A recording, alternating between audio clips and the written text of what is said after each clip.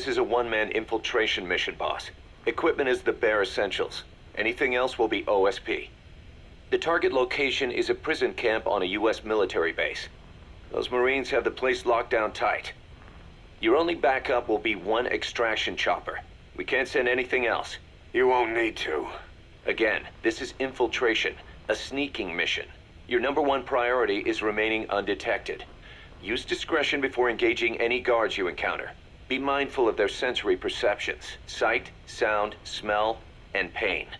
Fortunately, these atmospheric conditions will continue until dawn. That should provide you with some cover. At least the weather's on my side. Your mission objective is to rescue Chico and Paz. According to Chico, they're both being held at an old prison facility. Recon from the intel unit supports this, so it's safe to assume that's where they are. Once you've gotten them to the RV, call in the extraction chopper. I'll monitor the situation and offer guidance from here, but you'll be the one in the field. How you handle this mission is entirely up to you, boss. Snake, yesterday we received official communication from the IAEA. It says, it has come to our attention that your organization recently purchased nuclear fuel from Uzbekistan authorities. We request permission to inspect your facilities. What a load of bullshit.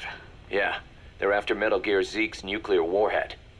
I'm betting this is payback from Cypher after Paz's leak. Using the UN. There's no telling how much influence they have. But the IAEA can only do inspections in countries that are party to the NPT. And we're not a country. Exactly.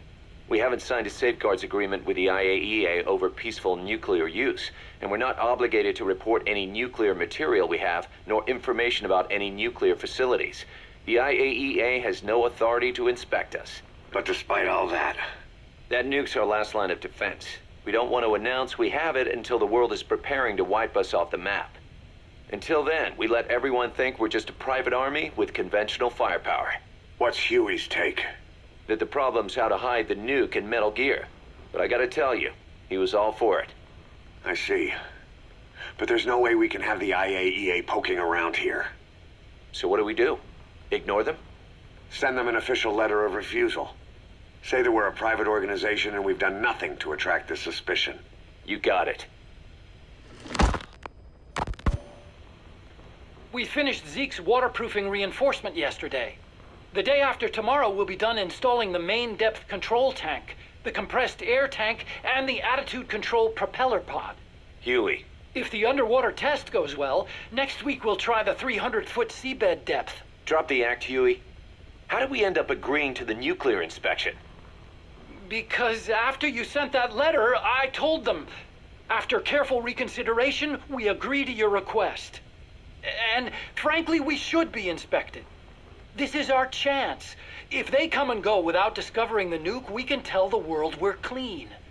Of course, it's risky, and we'll have to make sure everything's perfect, but it'll be worth it.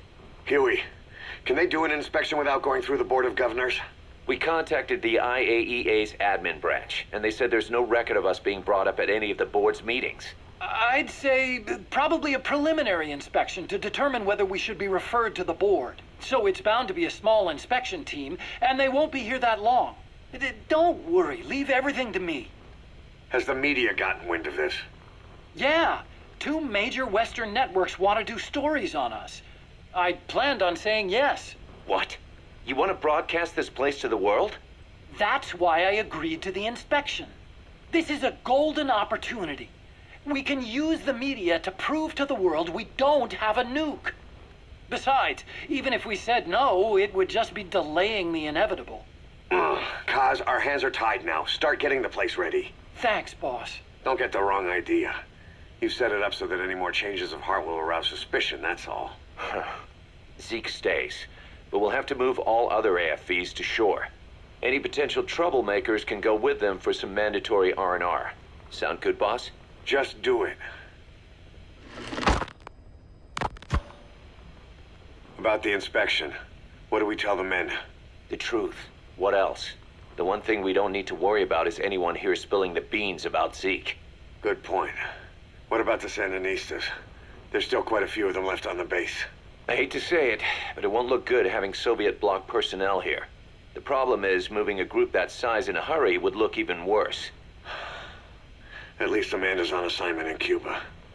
They'd recognize her. She should stay put for now. All civilians save Huey will have to return to their countries. Even your Parisian. Of course, we'll get her whatever paper she needs. Dr. Strangelove's departure came at a perfect time. The less Zeke-related staff here, the better. Wait, she left? That's right. You were away on a mission. She left last week. There's nothing cooking in AI weapons research, and Zeke is complete. There was really no reason for her to hang around. I'm surprised Huey let her go that easy. Yeah, his crush on Strangelove was never much of a secret, huh? He followed her everywhere while Zeke was in development. Boy, would she get pissed. But he does have a lot on his mind right now. I've got bigger issues to deal with. That's what he said. That's the spirit, Huey. 10 days ago, we got reports that Paz was still alive. She survived. She was rescued by Belizean fishermen who found her drifting in the Caribbean. So what's the plan? Silence her before we're compromised? No. I've got something else in mind. Our friends at Cypher suspect Paz could be a double agent. She's being held for interrogation at a camp on the southern tip of Cuba. Black site. Nice. A slice of American pie on communist soil, and out of U.S. legal jurisdiction. The upcoming inspection of Mother Base has to be connected somehow. The timing's too perfect. The UN's nuclear inspection. My guess is they're trying to corroborate Paz's leak. We're an army without a nation. Word of our capabilities gets out, and we'll have the whole world out to shut us down. Having an American private intelligence agency involved's bad news.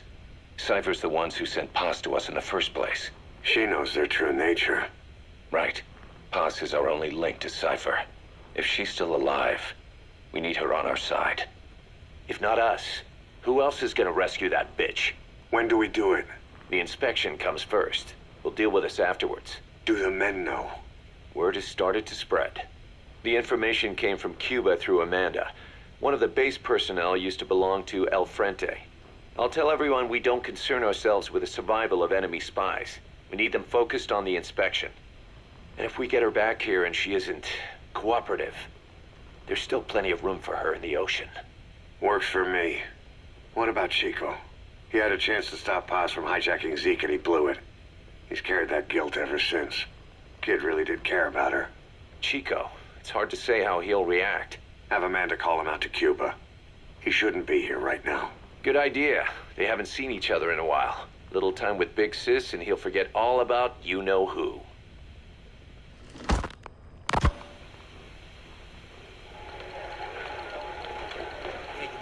What? Still no sign of Chico? What's going on? It's Amanda in Cuba. Our resupply package arrived, but Chico wasn't with it. Relax, Amanda. I'm sure he's just exploring Havana or something. First time in the big city. Could have gotten carried away. Cos, wait. The boat Chico was on, did it stop anywhere before it got to Havana? Yeah, it had to refuel at Santiago de Cuba. You don't think... Oh, shit. You gotta be kidding me. He does this now? It's 60 miles from Santiago to the prison camp. Chico used to cross the mountains with the older Sandinistas like it was nothing. He'll make that in 3 days. Still, even if he does find his way there... You know how reckless he can be. Chico thinks we've abandoned Paz. That's why he's doing this. We'll start by having the intel detachment in Cuba look for him. We can't let him be captured. There's some cages to the east of a big building. East an old grassy facility. That's where we are. Help me, Snake. It's a setup. We have no choice. Yeah, if Chico talks, he could blow the new cover up. We can't hold off until the inspection's over. When can we be ready? It'll take at least 16 hours to confirm the flight path and prep a bird. The intel unit has started reconning the area. Sounds like I'll have to miss the inspection. Boss, we'll just have to send someone else to get them out. No. I'll go. Yeah, Chico and Paz would only take orders from you anyway. We can't go taking on those Marines at the base head on. It's gotta be off the radar, and it's gotta be you. Hold down the fort, Cos. Snake, You can forget about civil liberties where you're headed. God only knows what they'd do to you if you got caught. Do not let that happen. The Cubans leased the land to the U.S. as a gesture for helping them gain independence from Spain. The deal remains in effect until both countries agree to dissolve it, or the U.S. abandons the land. That's why America still operates the base even after La Revolucion. Problem is, it's leased land. Meaning it isn't American soil, so the U.S. Constitution doesn't apply there. That allows them to withhold its civil rights protections. Yeah, that's Uncle Sam's excuse. The area was originally only for detaining refugees from countries like Cuba and Haiti. But a few years ago, the CIA and its like started using it as a black site. Enemies of the state are renditioned there and subjected to extreme forms of interrogation. You can bet Cypher had a hand in that. As you'd expect, American and other Western human rights organizations aren't allowed anywhere near the place. What happens there disappears down the memory hole. Who knows what they're doing to Chico and Paz? I'd like to interrogate her ourselves. But if worst comes to worst, make sure she's dead. Chico, on the other hand, we have to bring back, fast. He knows too much about us. Cos? The area is surrounded by mines placed by both the U.S. and Cuba, making escape on foot impossible. You're heading into the lion's den, Snake. Don't take this one lightly.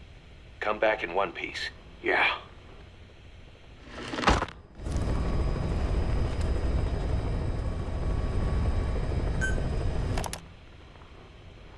I heard about Paz's tapes. Yeah. Why do you think she'd leave him behind? And that diary?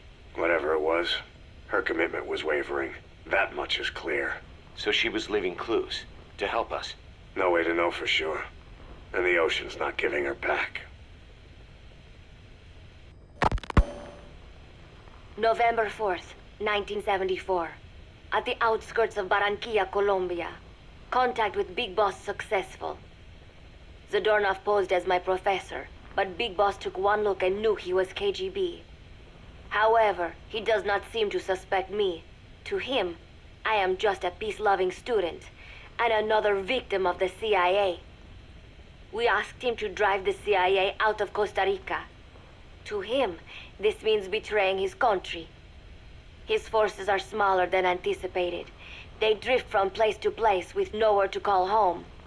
That provided us an opportunity, so we seized it. Zadornov offered them a plant off the Costa Rican coast to use as a base. As expected, Miller jumped at the chance.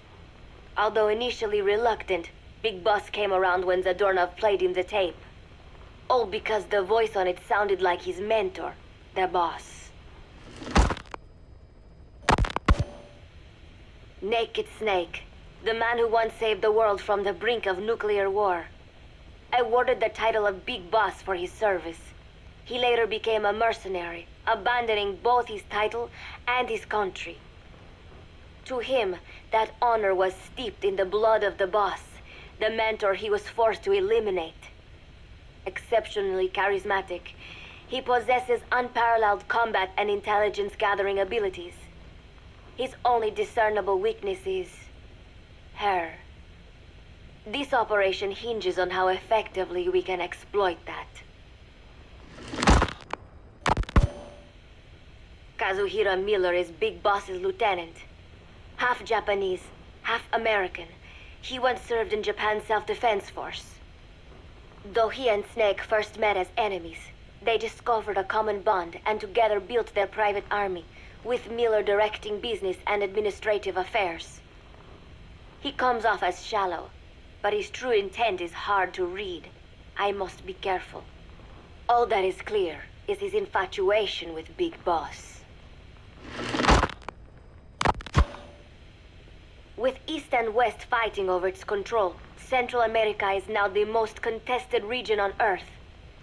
CIA Central American Station Chief Coldman has developed Peace Walker, a fully AI-automated, fail-deadly nuclear launch system with which he aims to reignite the Cold War. Snake's new objective in Costa Rica is to prevent that. Zadornov's, or should I say, the KGB's plan is to play the two sides against each other, turning the entire region red. Not one of the three parties realize they're all just pawns in Cypher's hands. Cypher watches all. Mother Base has developed rapidly since being established in the Caribbean Sea. They recruit more personnel daily, and already their mercenary services are turning a profit. Big Boss's leadership and charisma, and Miller's business acumen drive this impressive growth. Furthermore, joining forces with a faction of the FSLN has expanded their power even more. They have even commenced their own weapons development program. All is proceeding according to Cypher's will. I could not be more pleased. Snake's pursuit of Peace Walker led him to an AI modeled after the boss's thought patterns. It was incomplete, but, somewhat ironically, making contact with Snake was the necessary finishing touch. Meanwhile, the scientist behind Peace Walker's locomotive control, Huey, defected to Snake's army.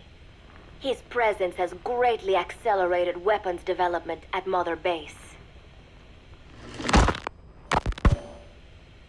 I failed to anticipate Coldman's madness, but nuclear war was averted. However, this was only after the boss AI on board Peace Walker sank itself to the bottom of the lake in what could be likened to suicide. The boss laid down her gun, choosing to sing for peace instead, and Snake, himself a gun, parted ways with her. In doing so, he reclaimed the title he once abandoned. He is Big Boss. Zadornov has been detained. Since this leaves my cover identity without a guardian, the Mother Base staff has taken me in. I am now better placed than ever to monitor their internal affairs. Everything continues to unfold according to plan. The developer of the boss AI, Dr. Strangelove, has also come to Mother Base.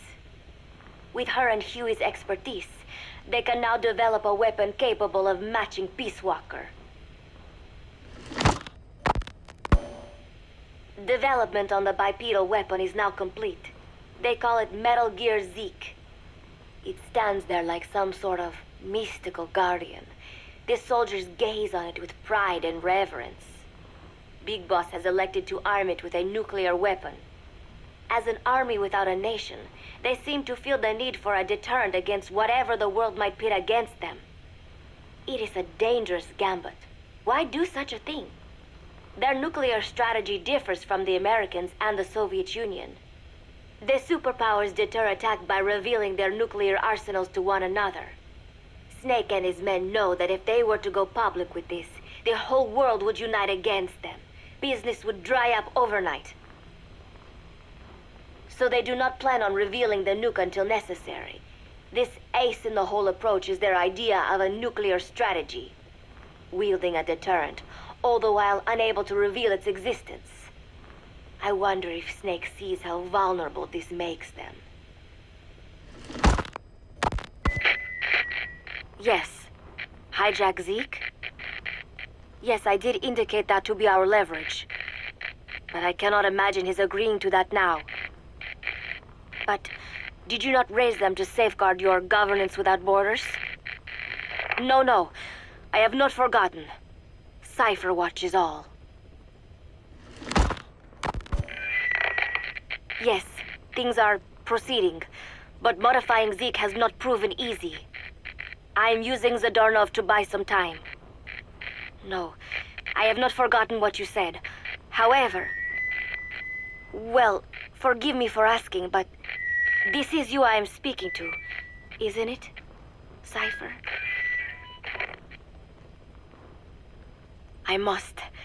I will fight Big Boss. The world must be ruled by a single will. To defy Cypher is a fate worse than death.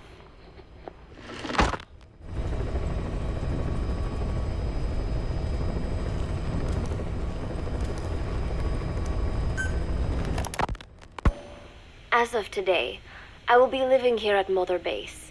Now my real trial begins. Zadornov was paying my room, board, and tuition, but he has since been captured.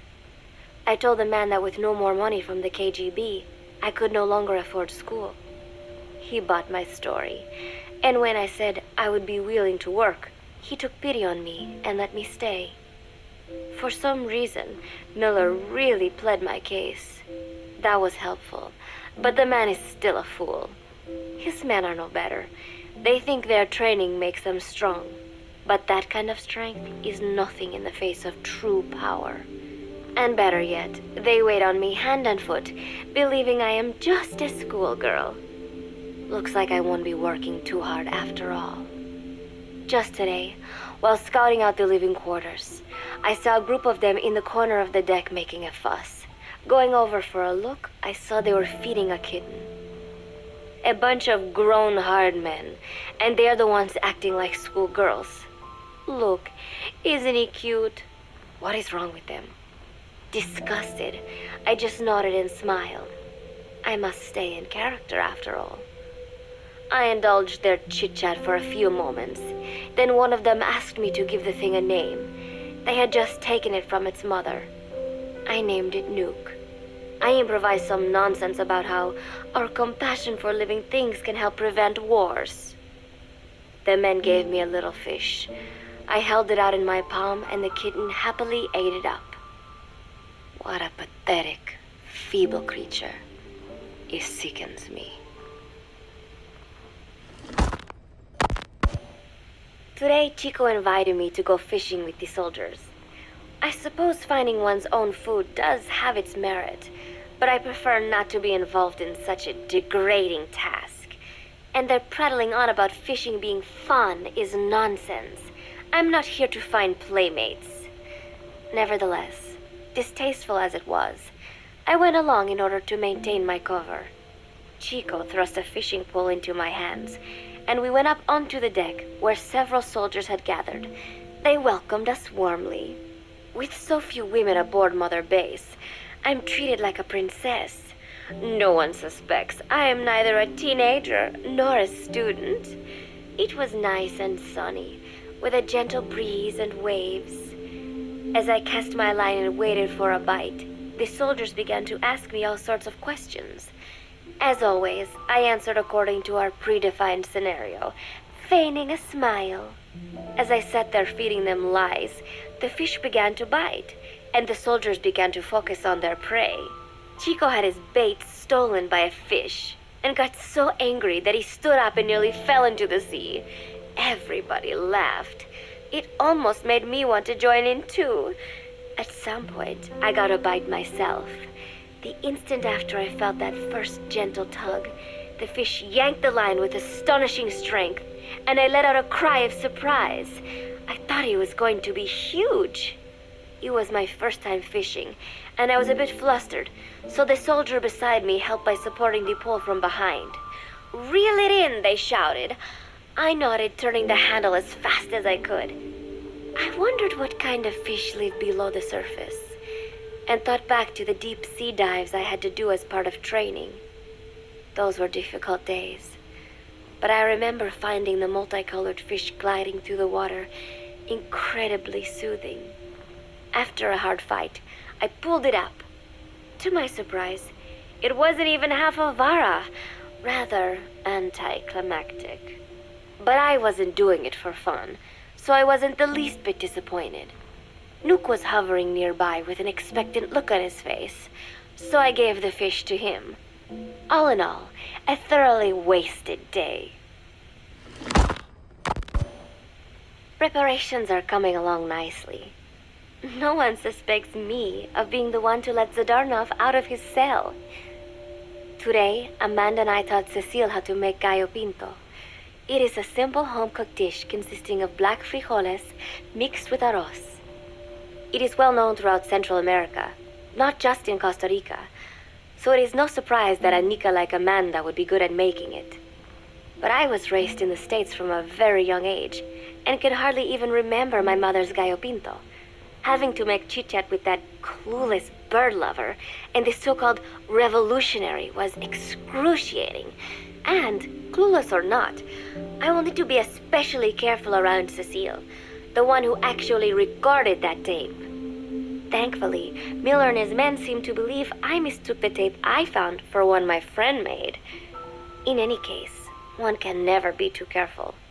Anyway, The three of us minced garlic and herbs, then cooked them in a pot with frijoles we'd soaked overnight. While waiting for them to cook, we sautéed onions and arroz in a frying pan. Cecile worked the frying pan according to Amanda's directions, but seemed a bit glum. She does have a knack for cooking, though. She is French, after all. We added water to the pan and watched the arroz begin to steam. While we waited, Amanda shared memories of her mother with us. They had been separated because of Simosa, but the taste of her mother's cooking was still fresh in her mind. When the frijoles were ready, we drained the water, stir-frying them with the rest of the vegetables. Quite a complicated process for home cooking. Nonetheless, it kept them occupied. The longer we sat and talked, the greater the chance of my arousing their suspicions. With women, it is not enough to just bat your eyelashes and giggle. It takes a lot of effort to divert attention. When the arroz was done cooking, we folded it into the frijoles and added salsa, stirring the mixture as it simmered. At this point, for some reason, the conversation turned to romance. Why does it have to be that way whenever women get together and chat? Cecile fancies herself to be well-versed in such matters, and gave Amanda all sorts of advice. It was harmless enough, until, to my irritation, she began pestering me whether there was anybody I liked. Not right now, I said, trying to dodge the question. But she pressed on. It's Snake, isn't it? I gritted my teeth and played it coy. Maybe. Cecile nodded and giggled. He is pretty sexy, isn't he? What a ditz! It's all I can manage to just survive. The thought of romance has never once crossed my mind. I have no interest in that kind of man. Soon enough, a rich aroma began to fill the room. The gallo pinto was ready. New came over and rubbed up against our legs, looking for a handout. Unfortunately, it was not the kind of food a cat would like. We let a few of the soldiers have a bite, and then headed off to the mess hall. The home-cooked flavor we'd achieved was a big hit with the men of MSF. Not that we are trying to impress them or anything. Even I could manage a dish like that. Snake enjoyed it too. Let me make this absolutely clear. I have no interest in that man. Football, or soccer as it is known in the States, is extremely popular here. It has not caught on yet in the US, but it has legions of rabid fans all across Latin America. These fans can get so rowdy that it is commonly believed El Salvador and Honduras went to war in 1969 over scuffles in a soccer match. In reality, tensions between the two countries were already high. The match was merely one of the sparks that set them off. But these people are so passionate about this sport that the story seems plausible. Predictably, many of the soldiers here are fans. They have apparently divided themselves into Costa Rican and Nicaraguan teams and started playing each other. To play, you need a ball and 2 goals. The R&D team built and set up simple goals on the deck. I had absolutely no interest, but Chico insisted that I come and watch. It was not a proper match by any means. The pitch was not even regulation size, but the players and spectators alike got pretty excited. They banged empty cans and shouted cheers through the handmade megaphones. It almost felt like carnival. Huey, the referee, blew a whistle to start the match. The soldiers' training has left them in excellent physical shape, but they lacked the honed skills of professionals and their play was quite rough. Midway through, one of the men collided with another. They started shouting at one another, but Huey stepped in. I thought we had forsaken our countries, become one with the earth, he said, quoting Snake. We're not competing for national pride here, and we are not fighting for the good of any one country. This is not a war. Soccer is a peaceful sport, am I right? The soldiers nodded. They know the pain of war, and they share Snake's vision. Perhaps that is why all this resonates with them. Team Costa Rica was down a man, and somehow I was picked to fill in. Costa Rica had the advantage up until that point. I suppose Huey wanted to keep it balanced. The soldiers agreed with Huey's call. Maybe the Costa Rican players felt an even matchup would be more fun, too. I could not be bothered to run at first, but chasing the ball out there in the hot sun, I was soon drenched in sweat. Before long, I found myself actively seeking out the ball, partially out of desperation. I picked up a loose ball deep on the opponent's side of the field. Even though he's Nicaraguan, Chico cheered me on, yelling, "Go for it, shoot!" I launched the ball as hard as I could, only to have it blocked by the keeper. Disappointment only increased my determination. In the end, I didn't score a single goal, and Costa Rica gave up its lead. It was really close, though. We congratulated each other on a good match and sprawled out in the shade on the deck, exhausted. The ocean breeze felt so nice on my sun-soaked body. Nuke came over. It is one of his favorite spots, and stretched out next to me. And together, we watched fluffy white clouds drift lazily across the clear blue sky. It was lovely out today, so I decided to sun myself in a lounge chair up on the deck when Strangelove came up to me. Despite the heat, she was in her usual long sleeves and pants. I waved at her. She looked away and mumbled, "Hello there. Fancy meeting you here." I asked if she needed anything, feeling her eyes creeping up and down my body like she was savoring it. Finally, she swallowed and said, "You have such beautiful skin." Bewildered, I shook my head and said, "No, not at all. I had heard rumors that she was a lesbian, but she couldn't be after me, could she?" She continued to stare and said, "No, it is beautiful, but you must not let yourself get so tanned." And then she took my hand in hers. "What is wrong with a little sun?" I asked, trying to cut the conversation short. But she shook her head violently. "No, you mustn't. A young lady should take better care of her skin." She was acting strangely now, as if aroused. She lectured me on the perils of tanning, how it ages skin, causing wrinkles and spots, and in the worst cases, even skin cancer. I knew already that tanning could cause spots, but I thought only pale-skinned Anglo-Saxons had to deal with that. Having a scientist tell me it causes aging, though, that spooked me a little. If I am to keep playing the teenager, I will have to start paying more attention to my skin. Sensing my anxiety, she took a small tube from her pocket. She said it was the sunscreen she always used. She told me to keep it. I didn't know what to say. I was more than happy to take it, but exactly what were her intentions? Was she merely being nice? Or is she really into me?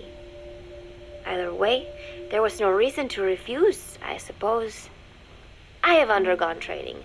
An out-of-shape woman does not pose any real threat to me. Having power means not being afraid. It is the same on a global scale. A country with nukes can dictate terms to a country without them. I thanked her and took the tube.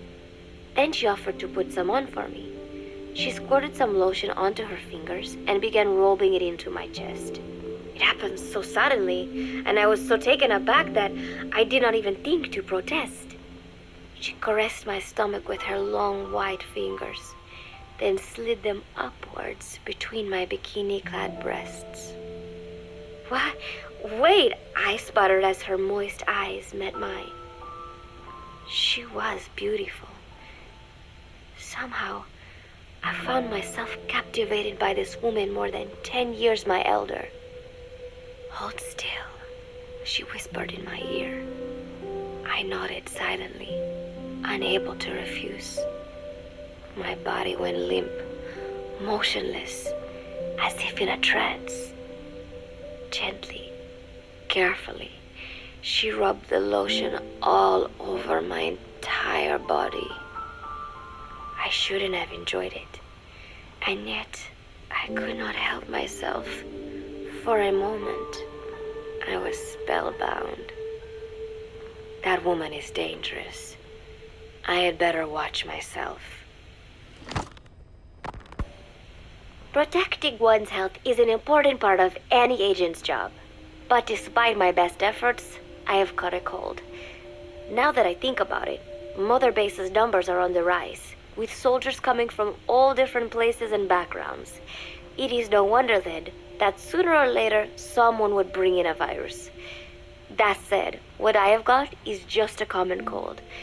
The medical team said I'd need a few days rest, so I've been restricted to my room and put on bed rest.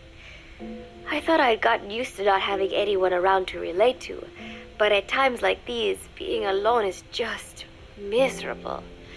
All I could do is lay there and stroke Nuke's back, trying to take my mind off how bad I felt. Nuke just sat there, not making a sound. But I did have visitors. Amanda and Chico, Huey, Cecile, Miller, and a few of the soldiers I've become relatively close to. Amanda made me a soup with herbs she said were good for a cold. Miller told me to take it easy. I will sing you a lullaby, he said, then broke out a guitar and sang some incomprehensible song in Japanese. I did not need to understand the lyrics to know he is an awful singer.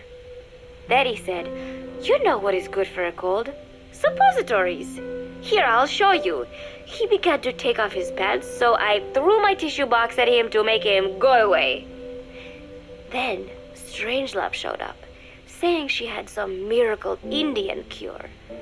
"It has got eucalyptus extract," she said. "It works best if you rub it into your chest." And then she tried to take off my nightshirt. I whacked her with my pillow, and I got rid of her. Chico brought me a little flower in a cup.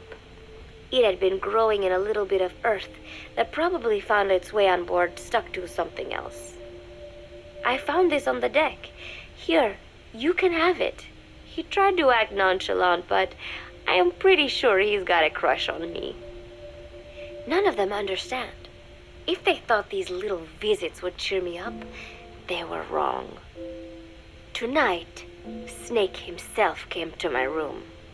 Like the rest, he believes I am just a schoolgirl and treats me as such. "Why did you abandon your country?" I asked him. "Why create the MSF?"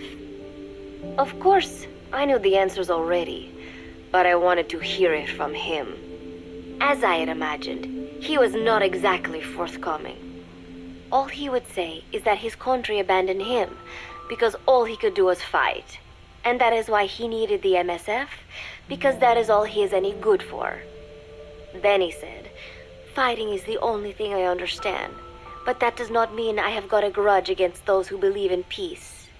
I am not one of them, and I do not believe in peace. Conflict is in man's nature. We fight our enemies in order to survive. Maybe we are not so different after all, he and I. But that is exactly why I'm going to have to kill him, or else he will have to kill me. When I stop and think about this wretched existence, being killed by a man like that suddenly does not seem like such a bad thing."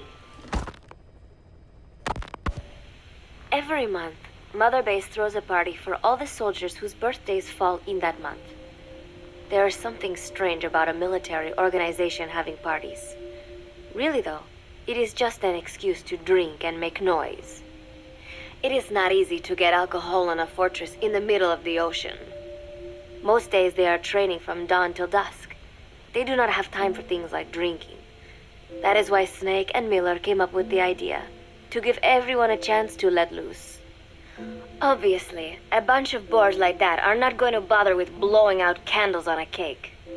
Rather, they sit there in a cloud of cigarette smoke, drink beer, eat meat, tell tasteless jokes, and swap crude insults about one another's hometowns. But it hardly ever breaks out into something serious. They talk up a storm, but they're just having fun. It is funny.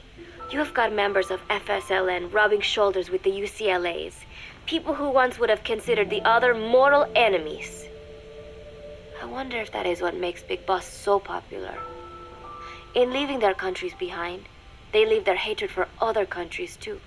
Miller seemed a little protective of me. "Hope they're not being too crude," he said. But soon enough, he too was drunk. He yelled, "Come here," and take a look at the real Kazuhira Miller. Then dropped his pants and mooned everybody. The other soldiers burst out laughing. I have never seen such a crude, ridiculous party before.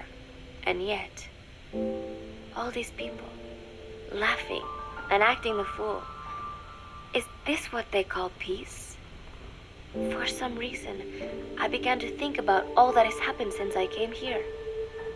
Fishing with Chico, cooking with Amanda and Cecile, playing soccer, having visitors when I caught a cold.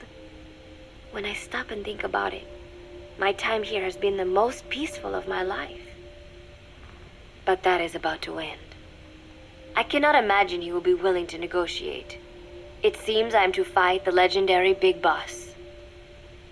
I do not know if I'll be able to beat him. But if I have to choose between death and defying Cypher, I will gladly choose death. The thought of dying does not scare me. But if I disobey my orders, the fear and despair awaiting me will be far worse than anything I can imagine. It was Cypher who took me in as an orphan, gave me food and a place to live.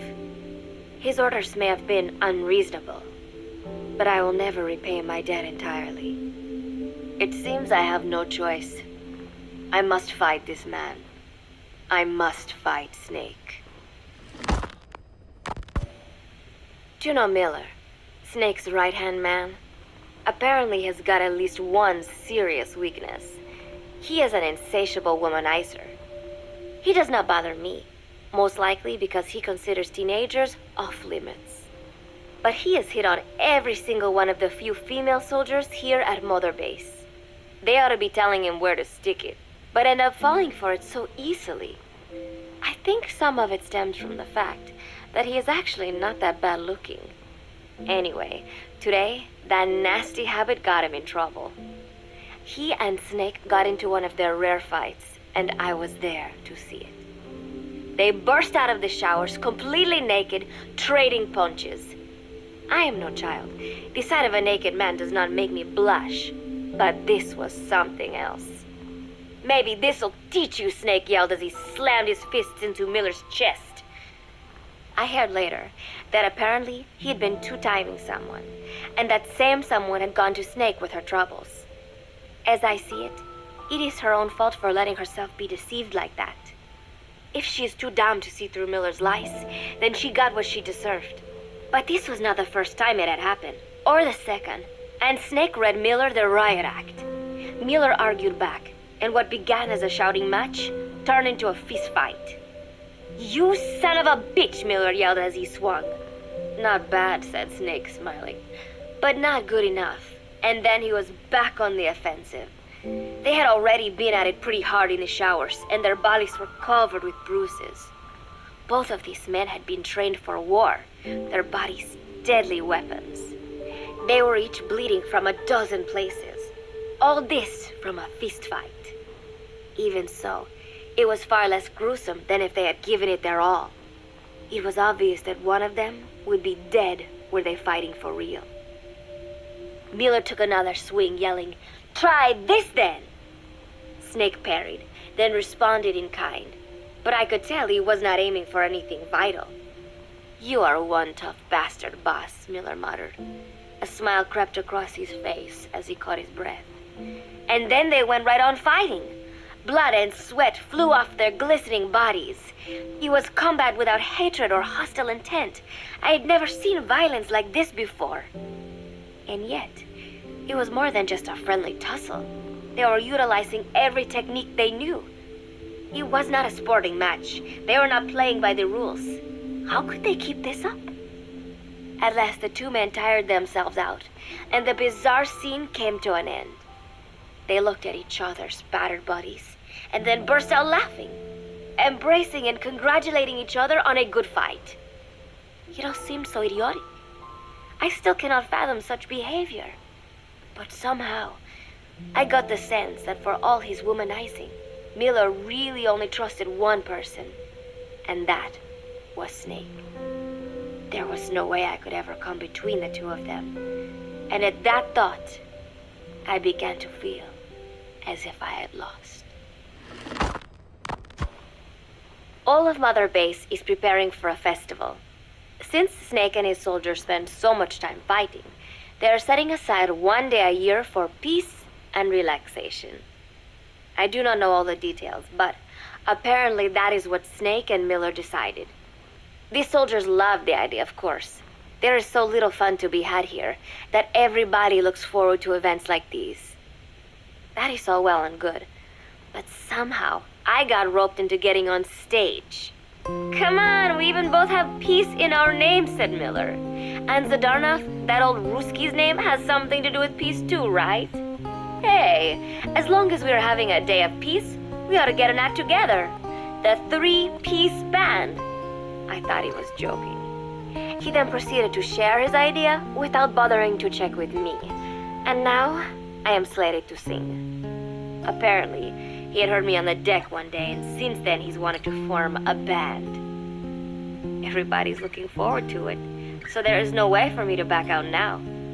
I have never done anything like this, but it does feel kind of nice to know that people are looking forward to it. I mean, it cannot be any worse than Miller's singing, but modifications to Zeke are already finalized, and I must complete my mission. Betray Cypher now, and I will face a fate far worse than death. Still, there's no need to put things in motion just yet. What difference would it make to just wait a little while longer? A whole day of peace. The mission can wait until after that. Can it not? I know I am only delaying the inevitable. When the day comes, one of us will have to die. Snake or me. But still, if I could just come up with some way to stall Cypher, at least until our day of peace. When did I start having thoughts like this? My cover is blown. They know nothing of Cypher or my true objective, but they know I am a spy. There is no more time left. I must act now. I must complete my mission.